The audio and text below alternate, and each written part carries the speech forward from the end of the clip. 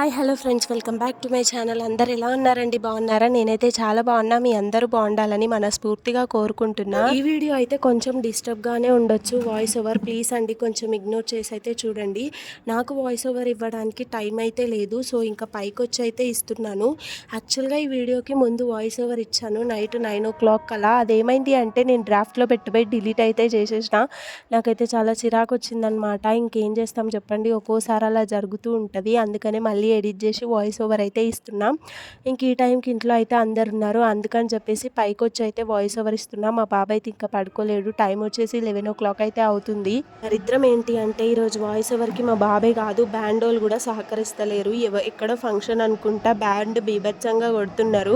సరే ఆపిరు కదా అని పైకి వస్తే మళ్ళీ స్టార్ట్ చేసారు. ఇంకా అది అయిపోయే వరకు వెయిట్ చేయాలంటే ఆల్మోస్ట్ 1 అయిపోతుంది. నాకు నిద్ర ఉండదు, మళ్ళీ మార్నింగే లెగాలి. సో అందుకని చెప్పేసి సర్లే అని చెప్పి నా వాయిసే కొంచెం బేస్ పెంచి అయితే నేను వాయిస్ ఓవర్ ఇస్తున్నాను. కొంచెం గాలి, కొంచెం బ్యాండ్ సౌండ్, కొంచెం మా బాబు సౌండ్ అన్నీ అయితే కలిసిన వాయిస్ ఓవర్ ఇది.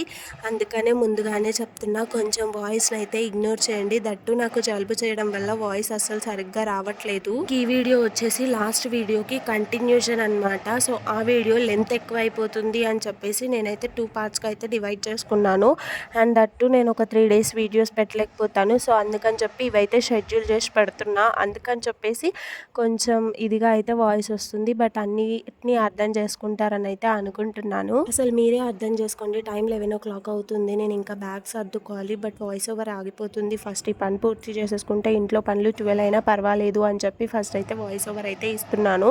అండ్ ఇక్కడైతే గిన్నెలు అయితే తోముతున్నాను. ఆ వీడియోలో నేను బట్టలు ఉతికే వరకు అయితే స్టార్ట్ చేసిన. ఇంకా ఎంత నీరసంగా ఉన్నా, ఎంత బద్ధకంగా ఉన్నా, ఎంత హెల్త్ బాగాలేకపోయినా ఆడవాళ్ళకైతే ఇంట్లో పనులు అసలు తప్పవు. ఖచ్చితంగా పనులు అయితే టైంకి పూర్తి చేసుకోవాలి. నాకైతే ఫుల్ జలుబు చేసిందనమాట. సో ఆ జలుబు వల్ల మార్నింగ్ అయితే లేగలేకపోయాను. అలా అని చెప్పి లేట్ అయితే లేచాను. సో లేట్ లేవడం వల్ల ఇంట్లో పనులన్నీ లేట్ అయ్యాయి. హస్బెండ్కి ఆఫీస్కి కూడా లేట్ అయిపోయింది. సో ఫస్ట్ అయితే అతన్ని ఆఫీస్కి అయితే పంపించేసాను. ఆ తర్వాత బాబుకి తినిపించి పడుకోబెట్టి ఆ తర్వాత అయితే వీడియో స్టార్ట్ చేశాను. వీడియో నేను ఈరోజు 1:45 అయితే స్టార్ట్ చేశాను. 5 o'clock వరకు అయితే షూట్ చేశాను అనమాట. సో ప్రతి డే ఒకేలాగైతే ఉండదు. ఒక్కో రోజు తొందరగా పనులు అయిపోతాయి, ఒక్కో రోజు లేట్ అయిపోతాయి అన్నమాట.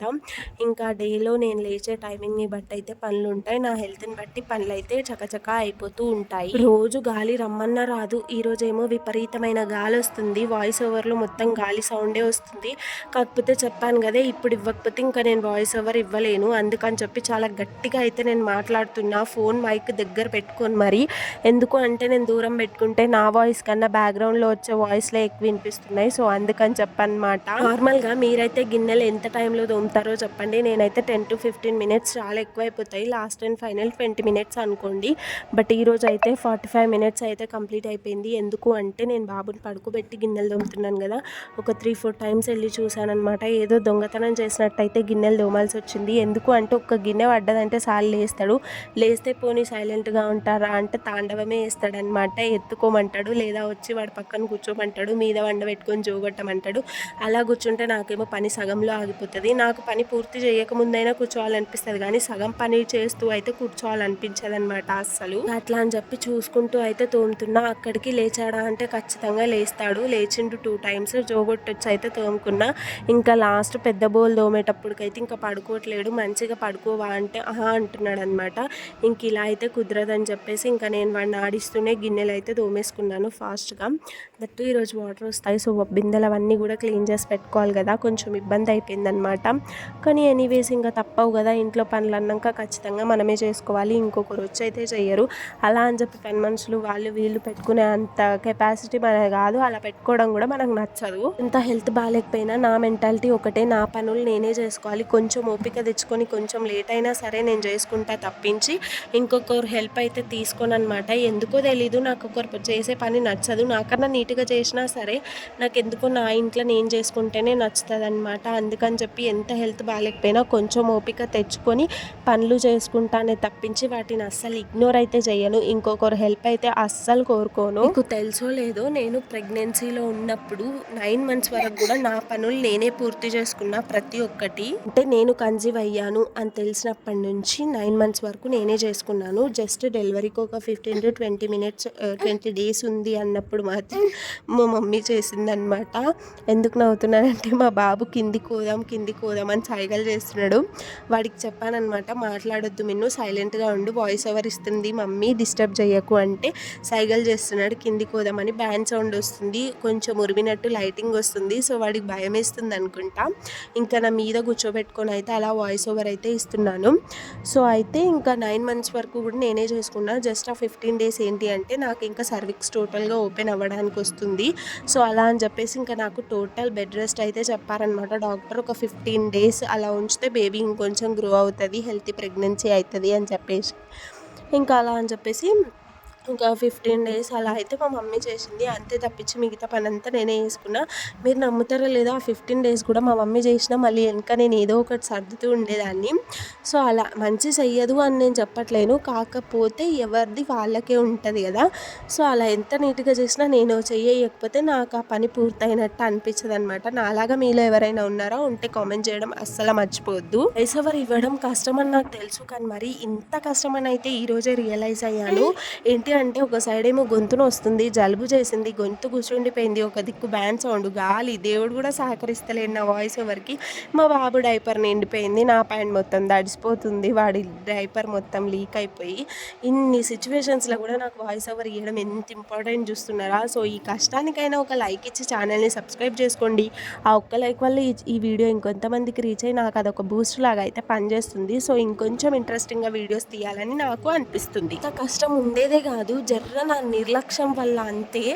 అది డ్రాఫ్ట్లో పెట్టబోయి డిలీట్ అని నొక్కేసిన చూడండి, ఆ మినిట్లో నా ఫేస్ చూడాలి ఎంత ఇరిటేషన్, నన్ను నేను చెంప మీద చల్లమని కొట్టుకోవాలనిపించింది, అంత కోపం వచ్చేసింది. ఎందుకు అంటే నేను ఆ వాయిస్ ఓవర్ కూడా చాలా స్పీడ్గా అయితే ఇచ్చేసినాను.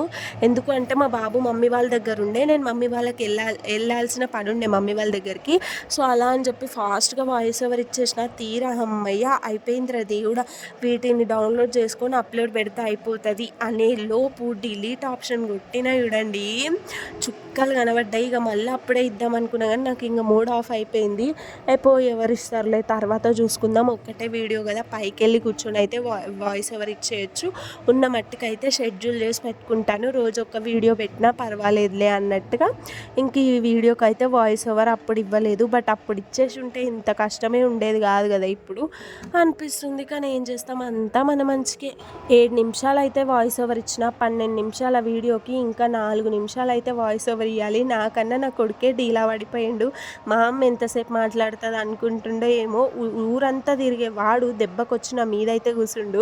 అట్లుంటుంది. పోనీ కింద ఉంటావారా అంటే వాడు కింద కూడా ఉండలేడు. నేను మీకు వాయిస్ ఓవర్లో చెప్తుంటే వాడితో అనుకొని ఇట్లు ఊపుతున్నాడు అనమాట. కింద ఉంటావారా అంటే ఇప్పటికి కూడా వాడినే అనుకొని నెత్తి అడ్డంగా ఊపుతున్నాడు. అట్లుంటాయి అనమాట. మంచిగా కిందనే ఉంటే వాడికి తిప్పలు తప్పేది కదా, ఇంటడా ఇనరు మాట. అట్లిట్లా చేసి గిన్నెలు అయితే తోముకుంటున్నా. ఇంకా కొన్ని అయితే ఉన్నాయి. ఈ పెద్ద బోల్ తోమాలంటే పెద్ద యాస్టకే వస్తుంది, కానీ ఇక గిన్నెలు తోముకుంటా కూడా నార్మల్గా అయితే నేను అస్సలు తోముకోను, ఏదో ఒకటి ఆలోచిస్తా, లేదు అంటే వేరే వాళ్ళ వ్లాగ్స్ అయినా చూస్తా. బట్ ఇప్పుడు నేనే వీడియో షూట్ చేస్తున్నా కాబట్టి నాకు ఇంకొక మొబైల్ లేదు వీడియోస్ చూడడానికి.